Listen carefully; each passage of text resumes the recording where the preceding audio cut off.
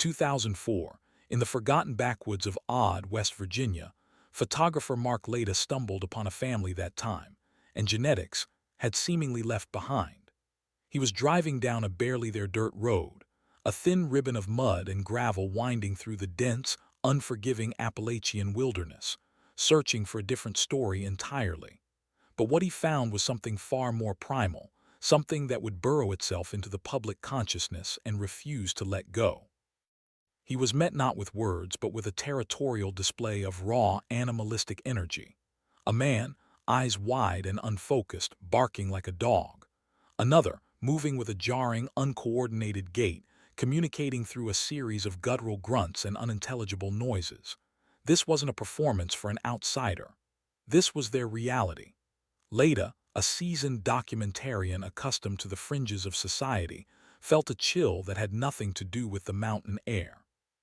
It was a feeling of profound dislocation, as if he had pierced a veil and stepped into a pocket of existence governed by its own inscrutable laws. The weathered, ramshackle home they protected seemed less like a dwelling and more like a den, a structure that had grown organically from the hostile earth around it. The silence between the barks was heavy, thick with a history he couldn't possibly comprehend. He had come seeking a portrait of America, but the faces that would eventually emerge from the shadows of that porch would tell a story far older and far more disturbing than he could ever have imagined. What dark legacy was being protected with such fierce, primal loyalty? To understand the Whitaker family, you must first unlearn everything you think you know about a bloodline. They are not simply a family. They are an ecosystem, a closed loop of genetics and geography sealed off from the outside world for generations. When Mark Leda finally gained a fragile measure of trust, the individuals at the heart of this enigma began to take shape. There was Ray, the most verbal and seemingly the protector of the family, his movements often jerky and unpredictable, his one clear eye a window into a mind that processed the world in a way we can barely fathom. His other eye, clouded and wandering, seemed to gaze into some other place entirely. Then there was Lorraine, whose gentle, almost childlike demeanor masked a profound cognitive separation from her surroundings. Her face, a canvas of unusual features, often held a vacant, hauntingly serene expression. Betty, the matriarch of this particular household, seemed to carry the weight of their lineage in the deep lines of her face, a silent witness to a story she could only partially tell through simple, broken sentences. And Timmy, a cousin, whose near-constant, high-pitched screaming was a fixture of the household, a sound that echoed the deep, uncommunicable distress locked within their DNA. These were the faces that emerged, the living members of a family tree whose branches had long ago begun to twist and grow back into its own trunk. The questions were immediate and overwhelming. How did this happen? How, in the 21st century, could a family exist in such profound isolation, creating a genetic island in the heart of America? The answer wasn't just in their present, but buried deep in the past, in the very soil of the Appalachian Mountains themselves. The story of the Whitakers is inextricably linked to the story of Appalachia. To the outsider, these mountains are a place of breathtaking beauty, rolling hills draped in mist and ancient forests. But to those who live within their folds, they can be a fortress. For centuries, the topography of West Virginia has been a powerful force of isolation. The steep, rugged mountains, or hollers as they are locally known, create natural barriers, carving the landscape into countless secluded pockets. In the 18th and 19th centuries, waves of Scots-Irish immigrants fleeing poverty and persecution pushed deep into these mountains. They were a people defined by a fierce independence, a deep-seated suspicion of authority, and a clannish loyalty that prioritized blood over all else. They sought refuge, a place where they could live by their own rules, far from the reach of governments and landlords. They found it here, but it came at a cost. The world outside modernized, connected by railways, telegraphs, and eventually highways. But in the deepest hollers, life remained stubbornly unchanged. Communities became insulated and then isolated. The gene pool, once as wide as the ocean they had crossed, shrank to the size of a single valley. Marriage between neighbors was common, and then, marriage between cousins became a practical necessity. This wasn't born of malice or deviance, but of circumstance. When your entire world consists of a few dozen people, separated from the next settlement by a treacherous mountain pass, the lines of kinship inevitably begin to blur. This was the crucible that forged the Whitaker bloodline, a culture of intense privacy and self-reliance that would eventually become a genetic trap. My investigation into the Whitaker lineage led me to brittle, yellowed county records, to courthouse basements thick with the smell of dust and decay. The name first appears with consistency in the late 1800s, following the brutal upheaval of the American Civil War. The progenitor, as far as the records can suggest, was a man named Henry Whitaker, born sometime around 1850. He and his brother, John, are listed in census data as farmers, tilling the unforgiving Appalachian soil. They lived in a time when the mountains were a wild frontier, a place where survival was a daily struggle against the elements and against starvation. It was a world away from the burgeoning industrial cities of the North. Here, community was everything, but the Whitaker clan even then seemed to keep to themselves. Local folklore, passed down through generations in hushed tones, speaks of them as mountain-touched, a family that preferred the company of the deep woods to that of their neighbors. Their land was poor, their existence meager. They were part of a larger society of subsistence farmers, but they occupied its furthest, most shadowed fringe. In these early records, we find the first hints of what would become a devastating family tradition. The marriage records of Raleigh County begin to show Whitaker marrying Whitaker. First cousins, John and Gracie Whitaker, are united in 1907.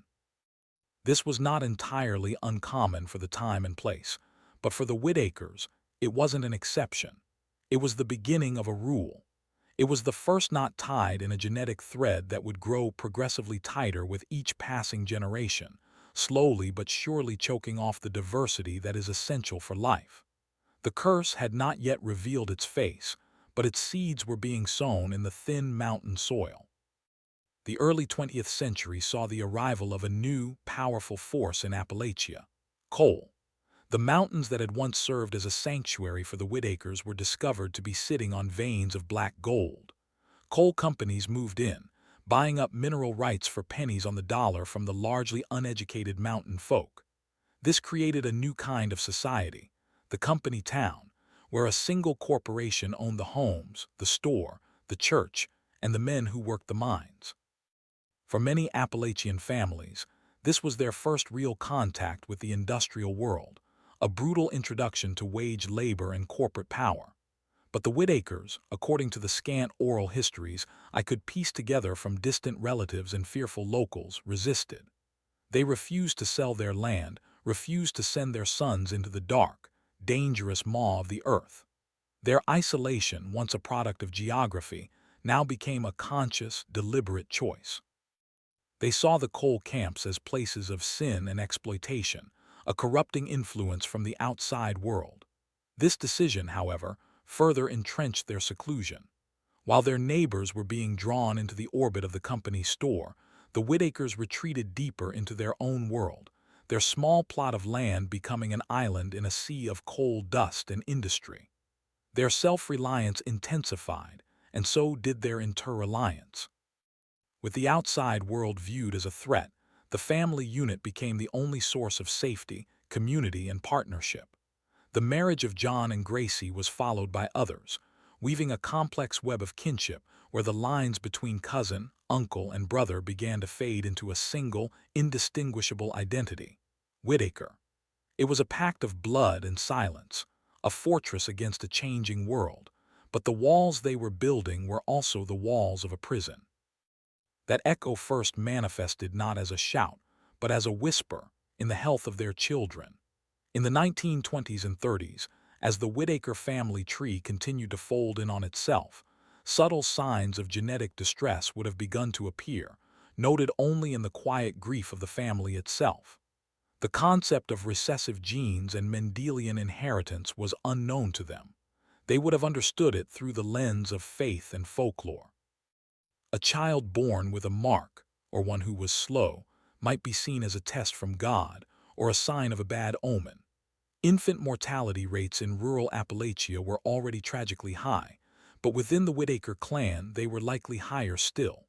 Children who survived might have exhibited minor physical anomalies, a slight facial asymmetry, a limb that didn't grow quite right, a cognitive development that lagged behind their peers. These were the first tremors, the early warnings of the genetic earthquake to come. To their neighbors in the scattered homesteads of Raleigh County, the Whitakers were becoming stranger, more reclusive. They were the family at the end of the holler that you didn't visit, the one whose children didn't play with others. The whispers started then, tales of a family unblessed or cursed.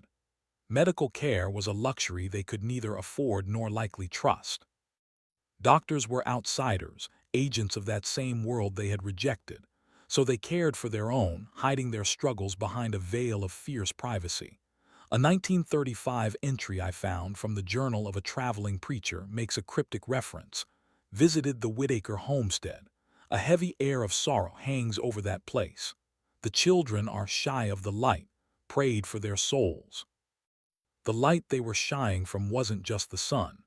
It was the light of genetic diversity, and its absence was beginning to cast a long, dark shadow.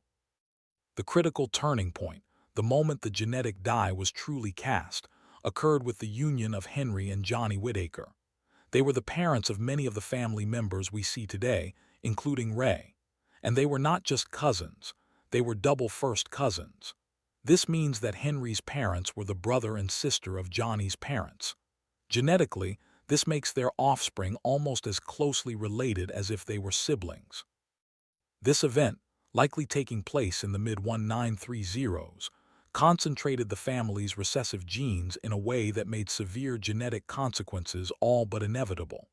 It was the genetic equivalent of a perfect storm. Any harmful recessive traits carried silently by their ancestors now had a dramatically increased chance of pairing up and expressing themselves in their children.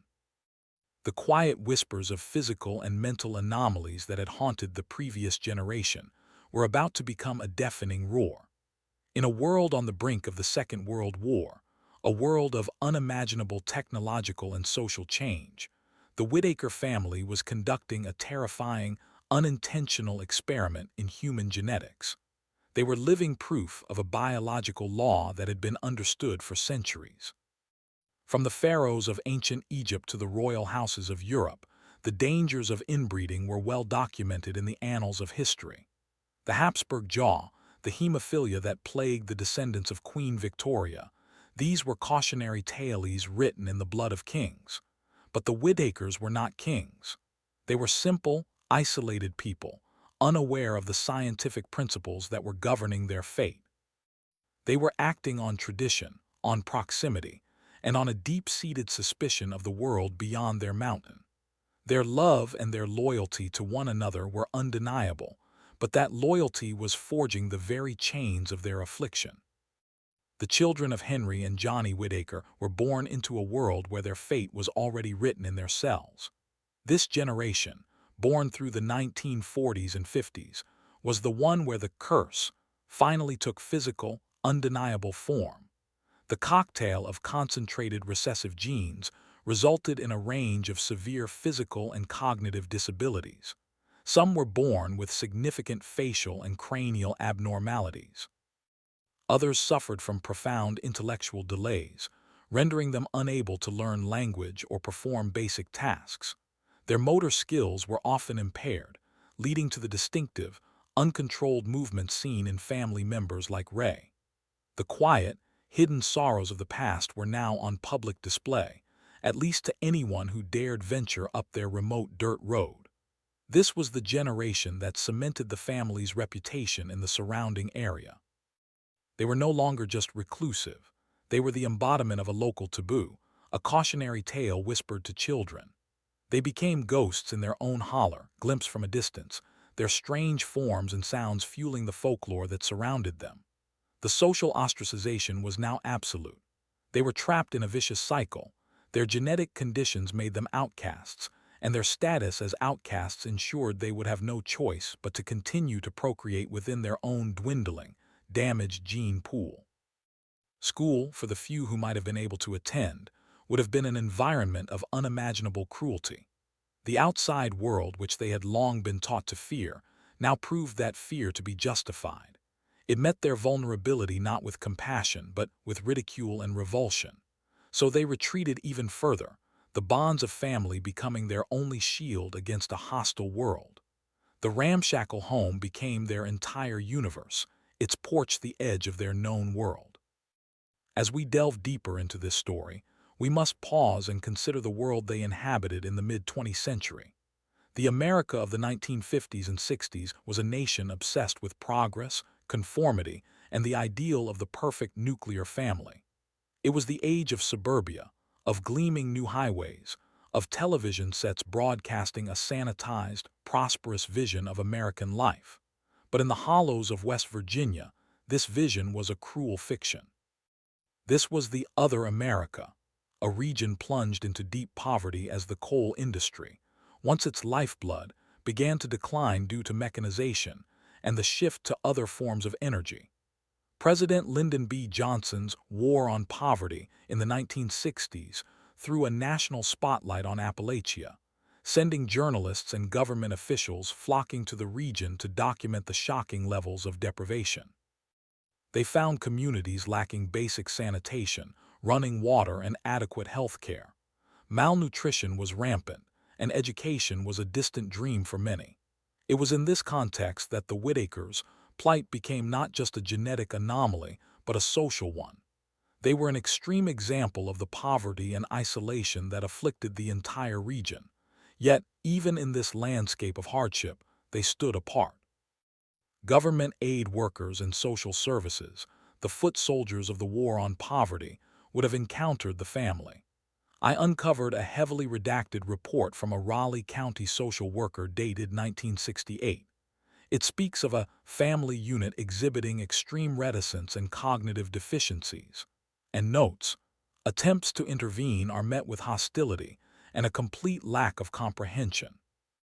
The subjects are non-communicative and appear to exist entirely outside of normal societal structures. Their isolation is total. The report ends with a chilling, handwritten note. Further action deemed futile.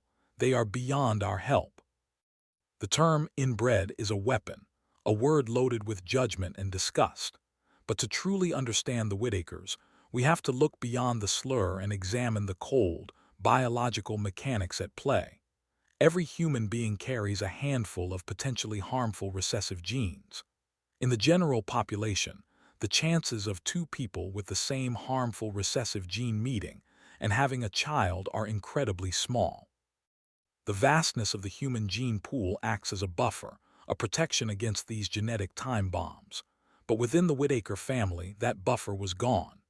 Generations of marrying close relatives had systematically eliminated genetic diversity. Imagine a deck of cards. In a normal population, you have 52 different cards, and the chance of drawing two identical ones is low. In the Whitaker family, the deck had been reduced to just a few cards, dealt over and over again. The same harmful recessive genes, once rare, became common. The chances of a child inheriting one copy from their mother and the exact same one from their father skyrocketed. When this happens, the gene is no longer recessive. It is expressed. The result is what is known as inbreeding depression, a reduction in the overall fitness of a population due to the expression of these harmful genes. This can manifest in countless ways: lower birth rates, higher infant mortality, reduced immune function, skeletal deformities, neurological disorders, and severe cognitive impairment. The Whitakers are a living, breathing textbook example of this phenomenon. They are not monstrous or subhuman. They are the victims of a genetic bottleneck, a biological trap sprung by a combination of geography, culture, and history. Their condition is not a moral failing. It is a mathematical certainty, the inevitable outcome of a closed genetic system. The sounds of the Whitaker property are a language unto themselves. It's a language that predates words, rooted in the primal centers of the brain. When Mark Leda first approached, he was met with the fierce, protective barking of Ray. This wasn't the bark of a dog. It was a human vocalization that had been repurposed to serve the same function. A warning, a territorial claim, a display of aggression to ward off a potential threat. For a family that struggled with conventional language, they had developed their own complex system of nonverbal communication. Grunts, clicks, shouts, and physical gestures formed the basis of their daily interactions. A high-pitched squeal from Timmy might signal distress or hunger. A low grunt from another family member could be a sign of acknowledgement or displeasure. They understood each other with a clarity that baffled outsiders. This was a language born of necessity, honed over generations of shared experience and shared genetics. Their brains, affected by their shared lineage, processed the world differently. For some, the parts of the brain responsible for speech and syntax, like Broca's and Wernicke's areas, may have been underdeveloped or malformed. In the absence of structured language, the brain will find other ways to communicate. This is what we see with the Whitakers. Their vocalizations are not random noise. They are communication stripped down to its most essential elements: emotion, intent, and warning. It is a chilling reminder that language is a veneer, a recent evolutionary development laid over a much older, more instinctual system of communication. To listen to the Whitakers is to hear an echo of a time before spoken words, a raw and unfiltered expression of the human condition. One of the most haunting members of the family, often seen in the background of Lada's footage, is a man named Freddy. He passed away some years ago from a heart attack, but his image lingers. Freddy's head and face bore some of the most pronounced effects of the family's genetic heritage. His eyes were set wide apart, his facial features compressed in a way that spoke to significant developmental disruption in the womb. Like his brother Ray, one of his eyes was clear and direct, while the other was clouded and misaligned. It's a condition known as strabismus, but in the context of the family, it felt like more than a medical diagnosis. It was as if one eye was focused on our world, and the other was permanently turned inward, gazing upon the tangled labyrinth of their bloodline. Freddy was largely nonverbal, his presence a silent, constant testament to the genetic lottery they had lost. The family cared for him with a simple, matter-of-fact devotion. They shared their food with him, made sure he was sheltered, and protected him from the outside world. There was no complex philosophical understanding of their duty to him. It was simply instinct. He was blood. He was one of them.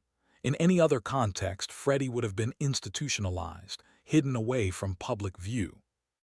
But the Whitakers' isolation, the very thing that caused their condition, also provided its own strange, imperfect solution. They created their own institution, their own system of care, governed by the simple, unbreakable law of kinship. Freddy's life was undoubtedly one of struggle, but it was not a life lived in solitude. It was lived within the constant, unwavering presence of his family, a broken piece of a broken whole. The question of awareness hangs heavy over the Whitaker story. Do they know they are different? Do they understand the biological reasons for their condition? The answer is complex and likely varies between each individual. For some, like Lorraine, who exists in a state of childlike innocence, the concept of being different may not even register. Her world is the world of the immediate, the feel of the sun, the presence of her family, the taste of a soda. It is a life lived purely in the sensory present. But for others, like Ray, there are clear signs of a deeper, more painful understanding. In his more lucid moments, Ray has expressed a knowledge that his family is not like other families. He is the gatekeeper, the one who confronts outsiders. This role implies an awareness of the boundary between their world and ours. He has seen the looks of shock, pity, and disgust on the faces of strangers. He has heard the cruel laughter and the whispered insults. He knows that the world views him and his family as a spectacle. In a poignant moment captured on film, when asked about his parents, Ray confirmed they were first cousins. He doesn't know the genetic science, but he knows this fact is somehow connected to their reality. There is a deep, weary sadness in this admission, a flicker of understanding that their legacy is one of pain. This partial awareness is perhaps the most tragic element of their story.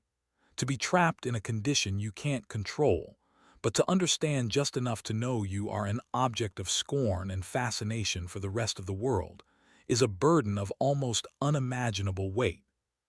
The arrival of Mark Leda in 2004 and his subsequent return years later to create the documentary that would make them famous was a cataclysmic event for the Whitaker family. For the first time, their fiercely guarded world was breached, not by a hostile neighbor or a dismissive government official, but by a camera lens. Leda's work ignited a firestorm of controversy. To some, he was an exploitative filmmaker, a modern-day P.T. Barnum parading society's most vulnerable for clicks and views. The term, poverty tourism, was leveled against him, accusing him of profiting from the misery of a family that could not give informed consent. The ethical questions are profound and deeply uncomfortable. Can a person who lacks the cognitive ability to understand a contract or the global reach of the internet truly consent to having their life broadcast to millions? Was Leda taking advantage of their naivete, their likely desire for the small gifts and money he provided, to gain access to their world? On the other hand, many argue that his work, however flawed, brought a crucial awareness and, more importantly, material aid to the family. He started a GoFundMe campaign that raised tens of thousands of dollars, allowing them to make essential repairs to their dilapidated home and improve their quality of life. He brought them a degree of financial security they had never known. Leda himself has always maintained his intentions were compassionate, that he developed a genuine, protective bond with the family. He argues that by showing the world the reality of their existence, he humanized them, forcing us to confront the uncomfortable truths about poverty, isolation, and genetic disease in modern America. The debate rages on, but one thing is certain: the camera changed everything. It turned the Whitaker family from a local legend into a global phenomenon, and in doing so, it shattered their isolation forever. Long before the internet discovered the Whitakers, they were the subject of a different kind of documentation, the whispers and warnings of local folklore. For decades, they were the boogeymen of Raleigh County. Parents would warn their children not to venture too far up the winding dirt roads, lest they run into the Whitaker people. They were a real-life horror story, a local legend used to enforce boundaries and frighten youngsters into obedience. The stories told around campfires and on front porches were a blend of fact and cruel fiction. They were said to be cannibals, feral creatures who lived in the woods, the product of unspeakable sins. These tales, while monstrously unfair, served a specific social function. They were a way for the community to process something it could not understand. The Whitakers were a living embodiment of a social taboo, a violation of the natural order. By turning them into monsters, the community could create distance, reinforcing its own sense of normalcy and righteousness. This process of othering is a defense mechanism as old as humanity itself. We define ourselves by what we are not, and for the people of the surrounding area, they were not the Whitakers. This folklore had a devastating real-world impact. It ensured the family would be met with hostility and fear, further justifying their retreat from the world. It poisoned any chance of integration or assistance. How could a child from this family ever hope to attend school when their very name was a playground curse? The legend became a self-fulfilling prophecy. The community treated them like monsters, so they hid from the world like monsters, their seclusion only adding more fuel to the fantastical stories told about them. The Whitaker home itself is a character in this story. It is not a house so much as a testament to survival. A patchwork of weathered wood, rusted corrugated tin, and tar paper, it seems to be held together by little more than memory and sheer force of will. The interior, seen in glimpses, is sparse and squalid. Decades of wood smoke have stained the walls a deep, greasy black. The furniture is broken and mismatched, the floors bare. This is not a home that has been decorated or curated. It has been inhabited, worn down by generations of hardship until only the essential structure remains. And yet, it is their sanctuary. Within these crumbling walls, they are safe from the judgment of the outside world. It is the only place on earth where they are not an anomaly. Here, their grunts and barks are understood. Here, their physical differences are the norm. The chaos and filth that might horrify an outsider are simply the backdrop of their lives, as unremarkable as the trees outside their window. The house is a physical manifestation of their genetic legacy. Like their DNA, it is a closed system, a place where very little new material has been introduced for a very long time. It has been patched and repaired with whatever was on hand, much like their gene pool has been forced to replicate itself from its own limited resources. To step onto that property is to feel the immense weight of that history, the smell of damp earth, wood smoke, and poverty, the sight of the bare earth yard, littered with the detritus of decades, the sound of a screen door groaning on its hinges. It is a sensory immersion into a world of profound lack, also of profound resilience. One of the most powerful and disturbing aspects of the Whitaker family is the undeniable presence of love and familial bonds. It would be easy to dismiss them as a dysfunctional collection of individuals, but that would be a profound misreading of what we see on screen. There is a clear and powerful connection between them. Betty, the matriarch, cares for the others with a quiet, stoic efficiency. Ray, for all his volatility, is fiercely protective of his kin. They share their limited resources without question.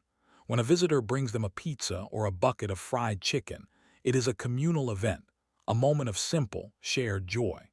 This affection complicates our response to them. It forces us to look past the physical deformities and cognitive disabilities and see the shared humanity within. Their love for one another is not expressed in eloquent speeches or greeting card sentiments. It is expressed in the most fundamental ways, in a shared meal, in a protective gesture, in the simple act of sitting together on a dilapidated couch, finding comfort in each other's presence. This bond is the tragic paradox at the heart of their story. The very thing that has sustained them, their intense clannish loyalty, their instinct to care for their own, is a direct result of the isolation that has also destroyed them genetically. Their love is both their salvation and their curse. It is what has allowed them to survive in a hostile world, but it is also what perpetuated the cycle of inbreeding for generations. It challenges our neat and tidy definitions of what a family should be, forcing us to confront the fact that love can exist and even thrive in the most broken of circumstances. Let's trace the curse back even further into the realm of epigenetic and ancestral trauma. The Scots-Irish ancestors of the Whitakers and many other Appalachian families were a people forged in centuries of violence, poverty, and displacement.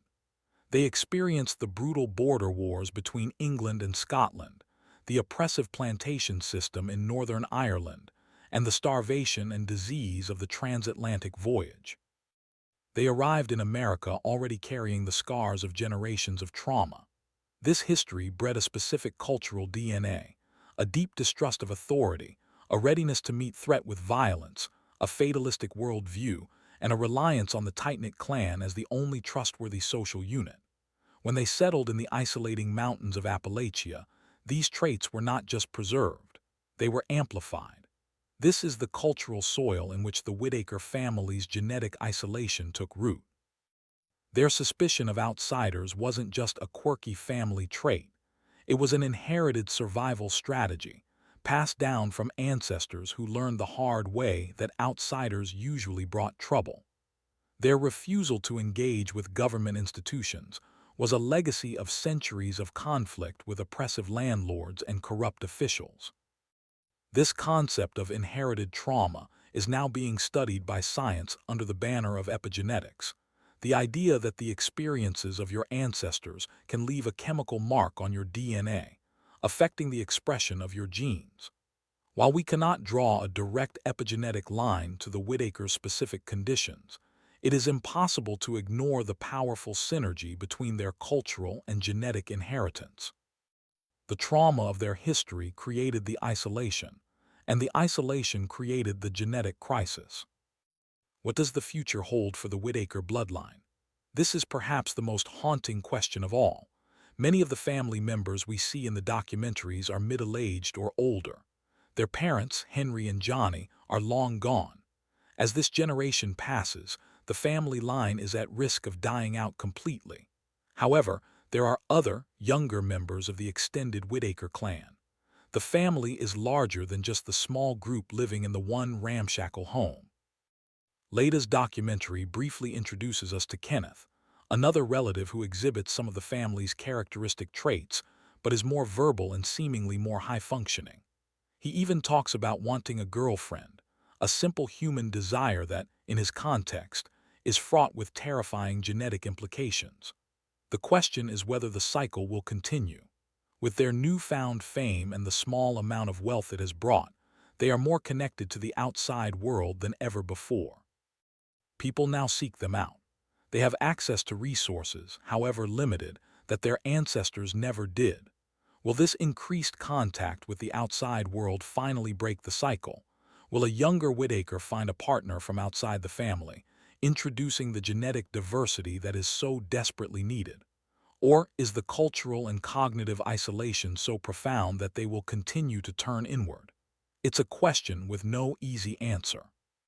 The forces of history, culture, and genetics that have shaped them for over a century are incredibly powerful. To break that cycle would require a monumental shift, a leap into a world that they have always been taught to fear, and which has always, in turn, feared them. A crucial piece of this puzzle lies in the story of the family patriarchs, the brothers Henry and John Whitaker, whose descendants form the core of the family we know today. Born around the turn of the 20th century, they were the bridge between the family's early, chosen isolation and the genetically mandated seclusion of their offspring. They were hardy, mountain-tough men, products of their environment.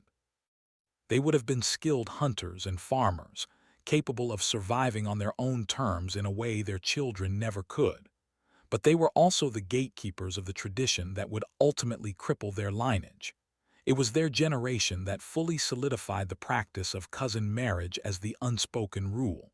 We must try to understand their mindset. They lived in a world where family loyalty was the highest virtue.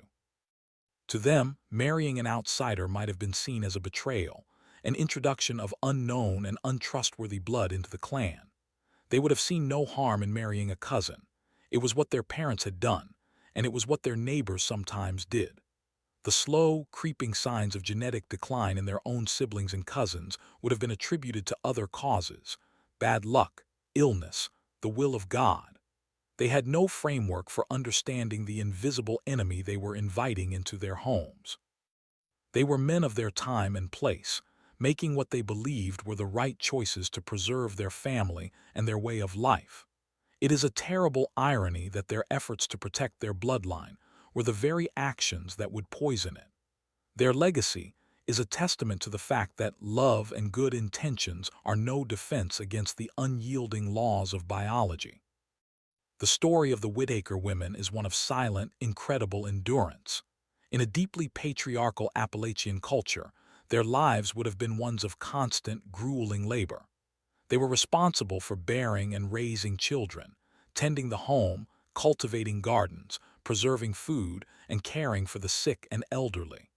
For the women who married into and within the Whitaker clan, these burdens were magnified exponentially.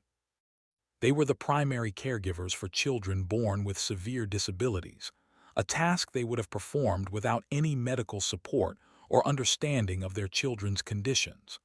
They were the ones who sat with the infants who failed to thrive, the ones who cleaned and fed the children who could not care for themselves. They were the silent witnesses to the slow, agonizing decline of their own bloodline. What must it have been like for a mother like Johnny Whitaker, herself a product of a cousin marriage, to watch as each child she bore seemed to be more afflicted than the last? To see the family's unique physical traits, the wandering eyes and facial deformities, appear again and again in the faces of her own bobbies. The psychological toll is unimaginable. The grief, the fear, the confusion, all borne in silence behind the veil of the family's intense privacy. Yet they endured. Women like Betty carry on that legacy today. Her life has been one of service to her family, a life of profound sacrifice. The women are the quiet, unacknowledged glue that has held this broken family together, their strength a stark and tragic contrast to the fragility of the genes they carried. The interaction between the Whitakers and law enforcement over the years offers a fascinating glimpse into how the outside world has attempted and failed to grapple with their existence.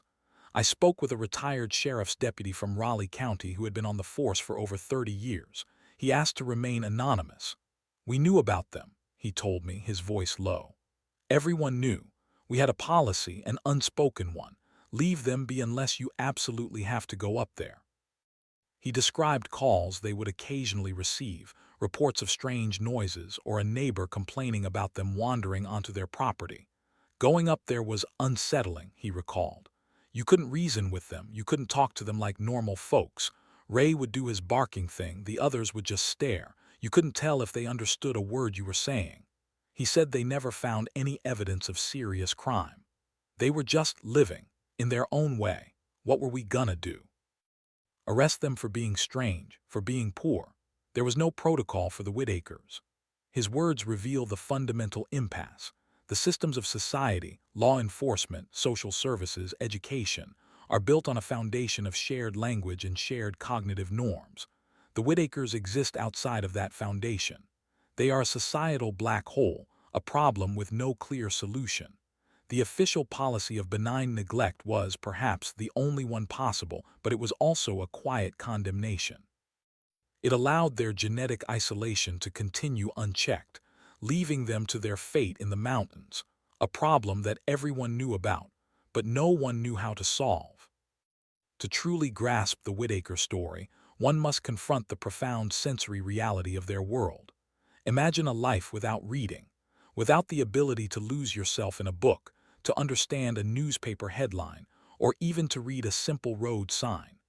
Imagine a world where the primary mode of communication is not complex language, but a vocabulary of grunts, gestures, and shouts. This is a life lived in an eternal, unaltered present. The past exists only as a collection of fragmented memories, and the future is an abstract concept with no real meaning.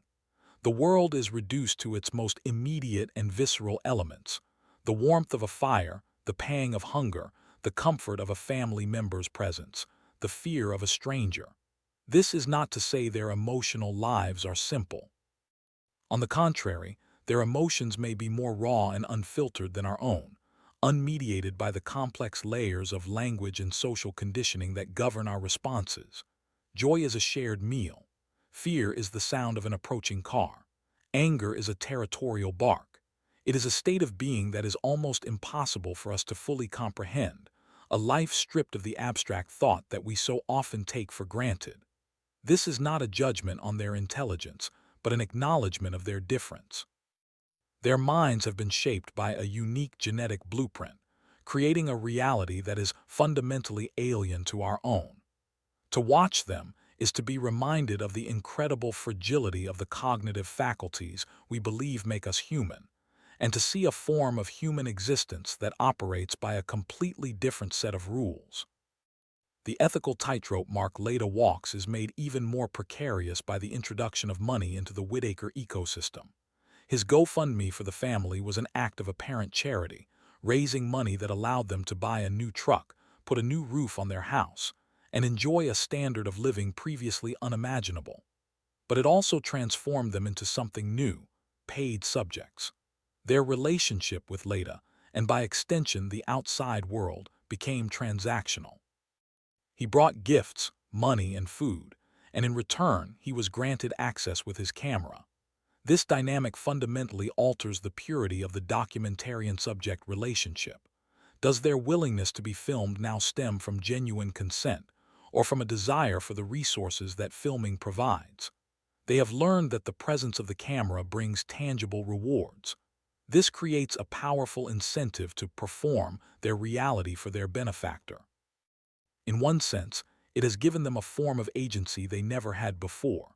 They are, in a way, earning a living for the first time in their lives, monetizing the very thing that has always been the source of their shame and isolation, their otherness. But it also completes their transformation into a spectacle. They are no longer just a family. They are a piece of content, a reliable source of shocking and compelling footage that generates views, ad revenue, and donations. Leda may well be a compassionate man caught in an ethical maze, but the fact remains that the arrangement benefits him as well. He has become the sole gatekeeper to America's most famous isolated family, and the camera is the key that unlocks the gate. Let's explore the roads not taken. What if, in the 1960s, that social worker had not deemed them beyond help? What if a concerted, compassionate, and long-term intervention had been launched? It is a difficult thought experiment. The first barrier would have been the family's own deep-seated fear and hostility towards outsiders. Gaining their trust would have been a monumental undertaking, requiring years of patient effort. But imagine if it had been successful. The children might have been placed in specialized education programs. The adults could have been offered medical care, genetic counseling, and vocational training. They could have been slowly, carefully integrated into the wider community. But what would have been lost in that process? Their unique family bond, the only source of safety and identity they had ever known, would have been shattered. They would have been scattered, placed in institutions or group homes, thrust into a world they were utterly unprepared for. Would they have been happier, safer, or would the trauma of that dislocation have been a greater cruelty than the neglect they endured? It is the classic dilemma of intervention, the conflict between preserving a unique, if harmful, culture and imposing the standards of a dominant one. There is no easy answer. The path of neglect led to the genetic tragedy we see today, but the path of intervention may have led to a cultural and emotional annihilation of a different kind. The Whitaker story forces us to confront the uncomfortable limits of our ability to fix a problem so deeply rooted in generations of history, identity, and blood. The physical land the Whitakers inhabit is as much a part of their identity as their own names. That small plot in the holler is the only world they have ever truly known. Their ancestors are buried in that soil. Every tree, every rock, every bend in the creek is imbued with generations of memory. This deep connection to place is a hallmark of Appalachian culture, but for the Whitakers, it is absolute.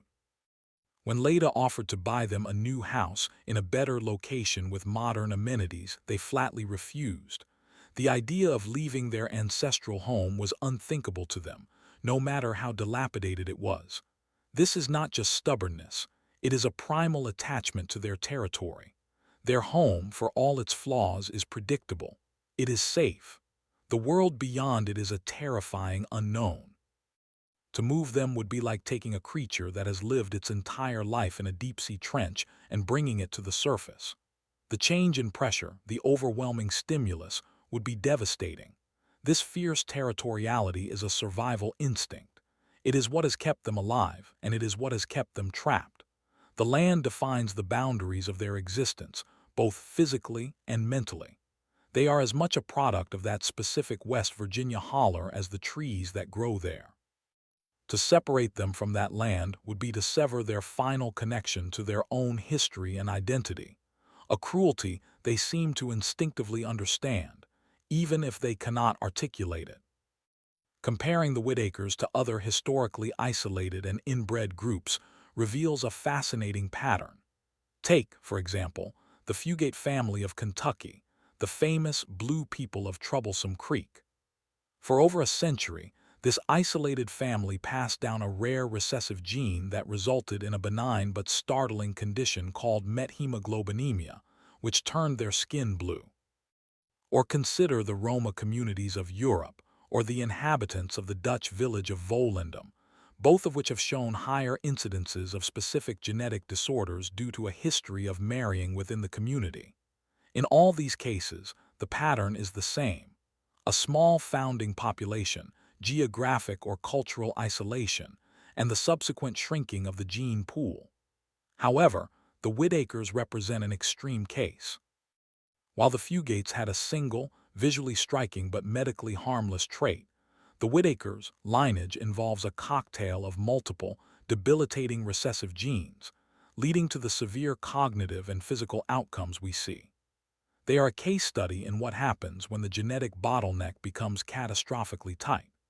Their story is a stark illustration of why cultural taboos against incest and close-kin marriage exist in nearly every society on Earth.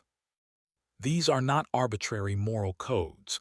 They are fundamental, evolutionarily derived rules for ensuring the genetic health and long-term survival of a population. The Whitakers are the exception that proves the rule, a living, breathing cautionary tale written in the language of DNA. The legacy of coal mining casts a long, toxic shadow over the landscape of the Whitakers' world. While they may have resisted working in the mines, they could not escape their environmental impact.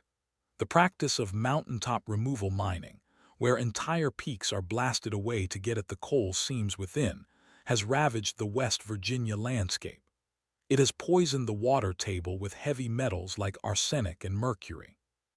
It has filled the air with coal dust, leading to skyrocketing rates of cancer, birth defects, and respiratory illness in the surrounding communities. Could these environmental toxins have played a role in the Whitaker's condition? It is a tantalizing and deeply disturbing question. While the primary cause of their disabilities is clearly genetic, it is scientifically plausible that environmental factors could have exacerbated them.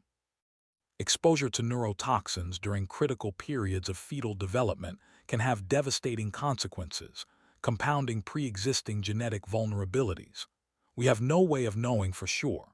The family's medical history is non-existent, but it adds another layer of tragedy to their story. It suggests that they may be victims not only of their own unique genetic history, but also of the broader story of Appalachia's exploitation. They are trapped in a holler where not just the gene pool, but the very water they drink and the air they breathe may be poisoned. It is a grim reminder that nature and nurture are not separate forces. They are a deeply intertwined and sometimes deadly combination. In the end, our fascination with the Whitakers says as much about us as it does about them. Why do millions of people watch these videos? For some, it is surely a morbid curiosity, a kind of digital freak show that allows them to feel better about their own lives. It is the modern equivalent of paying a penny to see the bearded lady at the circus. But for others, the connection is deeper, more complex. The Whitakers represent a collision of powerful archetypes that resonate deep within our collective psyche. They are the feral child, the person raised outside the bounds of civilization. They are the lost tribe, a remnant of a forgotten way of life. They are a living ghost story, a manifestation of our deepest fears about genetic abnormality, poverty, and the collapse of social order. They force us to confront the terrifying randomness of birth. The only thing separating our reality from theirs is a different roll of the genetic dice, a different set of historical circumstances. In their faces, we see a distorted reflection of ourselves, and it is deeply unsettling. They are a mirror showing us the fragility of our own minds, our own bodies, our own carefully constructed societies. We watch them because we cannot look away, caught between pity and fear, compassion and revulsion. They are a human paradox, and our inability to neatly categorize them is what makes their story so enduringly powerful. The story of the Whitaker family curse is not a story of ghosts or supernatural forces.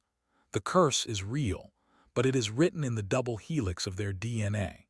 It is a curse forged by geography, cemented by culture, and amplified by poverty. It began as a whisper in the isolated hollers of the 19th century and grew into a roar that now echoes across the digital world. Through this investigation, we have journeyed back in time, tracing the origins of their isolation to the Scots-Irish immigrants who first settled these mountains, their defiant independence setting the stage for what was to come. We have seen how the industrial age, with its coal mines and company towns, only pushed them deeper into their self-imposed exile. We have witnessed the critical moment when the family tree began to fold in on itself, tying a genetic knot that could never be undone. And we have returned to the present, to the faces of Ray, Betty, and Lorraine, living legacies of this tragic history, now thrust into an uncomfortable global spotlight. Are they merely a genetic anomaly, a biological curiosity to be studied? Or are they a profound symbol of a forgotten America, a testament to the enduring power of family, and a reflection of our own society's failure to care for its most vulnerable? The answer, like their future, remains uncertain, lost somewhere in the misty hills of Odd, West Virginia. What do you believe is the true nature of the Whitaker curse? Is it a product of biology, history, or something else entirely? Let me know your thoughts in the comments below. And if you wish to journey into more of history's darkest corners, subscribe to this channel and activate the notification bell. You won't want to miss what we uncover next.